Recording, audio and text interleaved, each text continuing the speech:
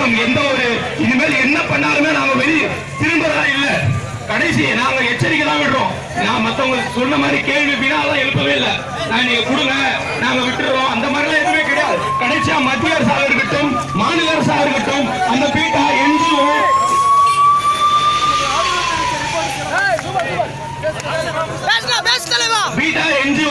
அப்புறம் இந்த மிருகவதைப்பு சட்டம் எல்லாத்துக்கும் சொல்றேன். நீங்களும் தமிழ் தான்டா. நாங்க விவசாயம் பண்ணலன்னா உங்களுக்கு எங்க போவீங்க சோத்துக்கு?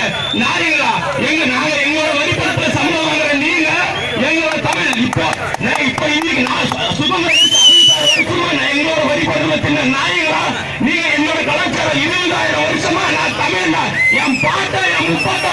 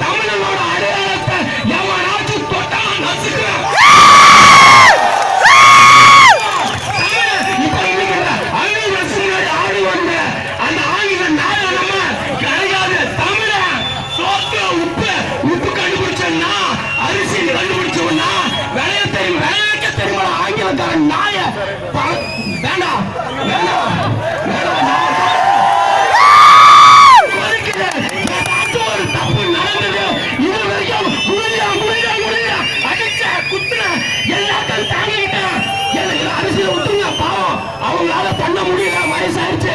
நான் வந்துட்டேன்.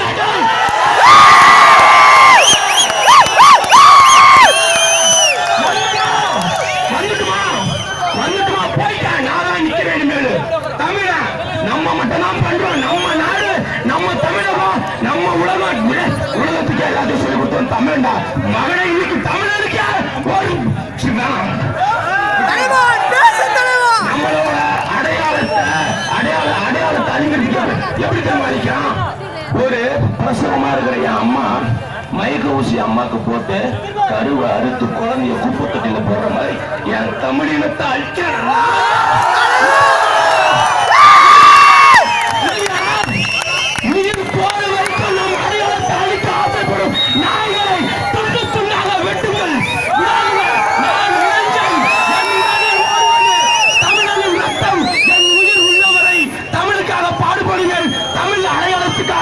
நான் மாண்டு போவேன். நீரும் மாண்டு.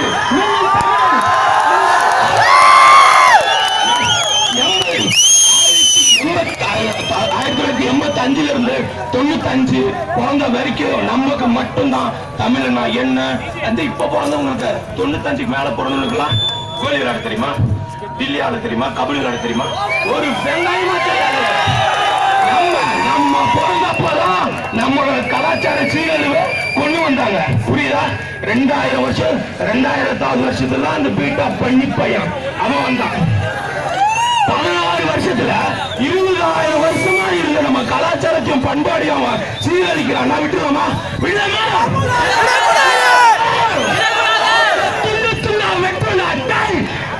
கூடாது. தமிழ் வாழ்க. எச்சரிக்கை. Dear central government, kindly notice, kindly take any pure solution against Jallikattu. If you just not taken any resolution against Jallikattu, you are going to face a big problem.